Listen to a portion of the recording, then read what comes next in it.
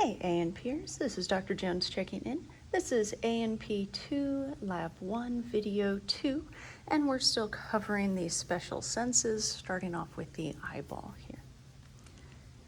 So we're on in the orange book, if you're following along at home, with page 5. Okay, so this is what I call the big purple flat model of the eyeball. We start with the front. The clear bubble in the front is going to be your cornea. The white is the sclera, and that edge between them, little line between them, if I can pick this up and bring it closer to the camera, that little line between them will be the sclerovenous sinus. Will be the corneal limbus. And at the level of the corneal limbus, see that little blue dot? That's your sclerovenous sinus. And there's another one right there, sclerovenous sinus. And a scleral, because it's in the sclera, and venous means vein, and a sinus is a type of vein. So these are the little veins that run in at the level of the corneal limbus here, and they will drain your excess fluid out of your eyeball. And that fluid is going to be called aqueous humor. And if these stop draining aqueous humor, then that fluid pressure builds up in the eyeball, and that's called glaucoma. And glaucoma is what they're testing for when they're doing that puff of air on your eyeball at the eye doctors. So we've got the sclera, the corneal limbus. The cornea is the clear bubble. The sclerovenous sinus, which are the little blue dots, which are the veins. So the fibrous tunic, the outer layer. Deep to that is the vascular layer. And the vascular layer has a number of parts. This colored part in the front is the iris. It's usually blue or green or brown. Again, if you're reading a romance novel, it's probably gray or violet, because that's less likely. I've never actually seen anybody with actually violet eyes, so not that context anyway. Okay, so we've got the iris, and then this whole wedge triangle here is the ciliary body. And you can see the ciliary body on this side. And on this one, it's got the ciliary muscle that makes up most of the ciliary body painted in.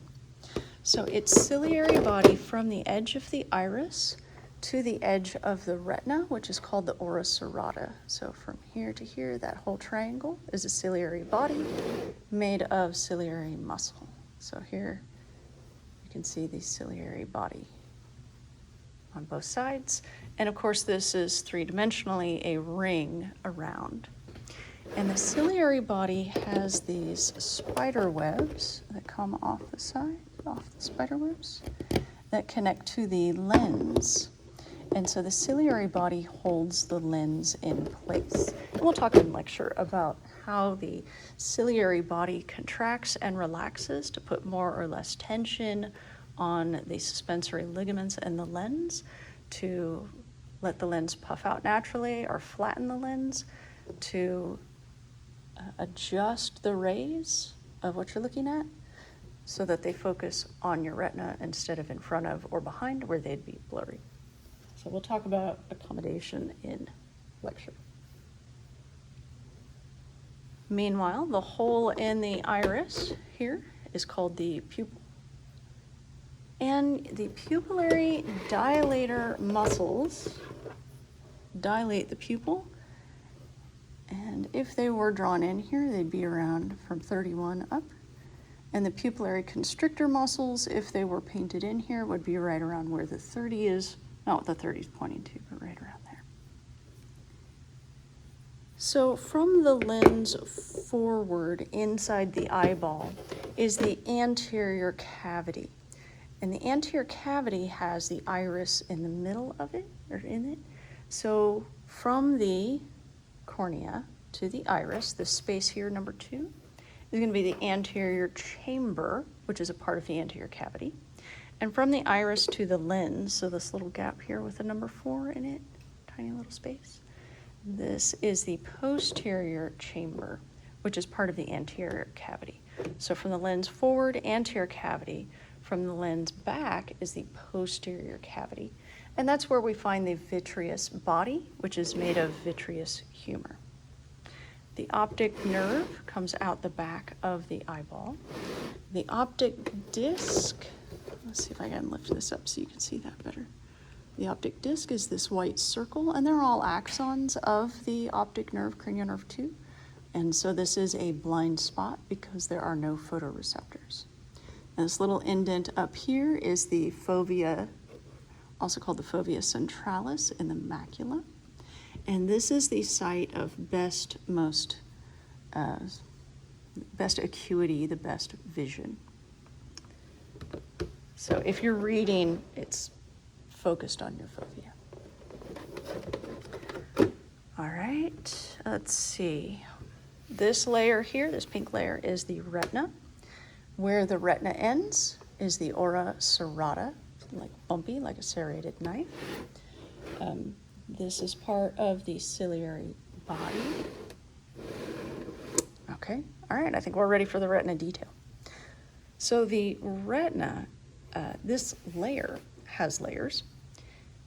And this is the pigmented epithelium with the number 43. This layer number 40 here is the layer of photoreceptors. They receive photons. Photons are little packets of light energy. And you can see that the skinny ones are rod-shaped and the other ones are cone-shaped. So that's why they're called rods and cones, because the outer segments are either rod-shaped or cone-shaped. But this whole layer you can call rods and cones or photoreceptors.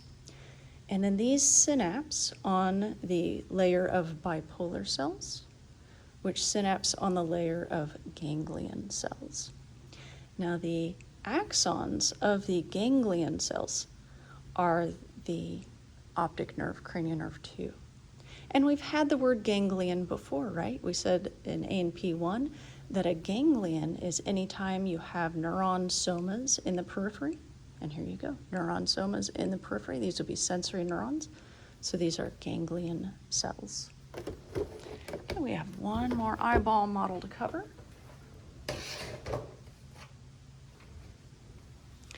And it's a lot like the eyeball model we had in the previous video, except there's one thing I want you to make note of. On the other eyeball model, it's pretty easy to see which extraocular muscles are which, because you've got the superior straight back is the superior rectus, the inferior straight back is the inferior rectus, the superior diagonal is the superior oblique, the inferior diagonal, there it is the inferior oblique.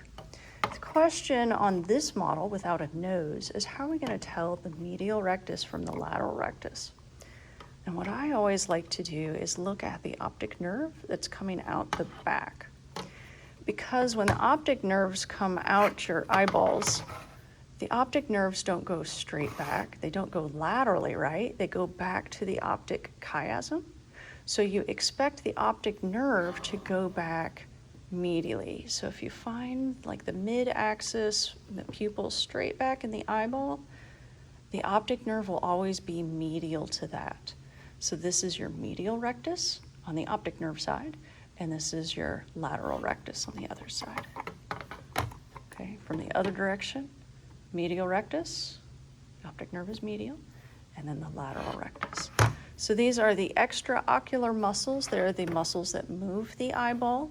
Remember, on top of this superior rectus is the levator palpebrae superioris, and it connects not to the eyeball, but to the palpebra, the superior palpebra, the upper eyelid.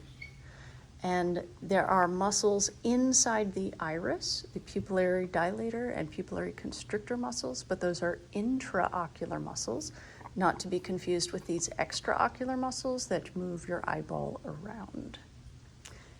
And that is all of the eyeball material. Let me double check.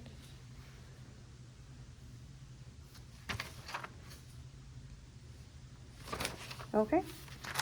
All right, and that's at almost 10 minutes, so we will call this a video and come back for video 3 with the ear. So thanks as always for tuning in. This has been A&P II Lab 1 Video 2 on eyeballs. The education must go on. Dr. J out.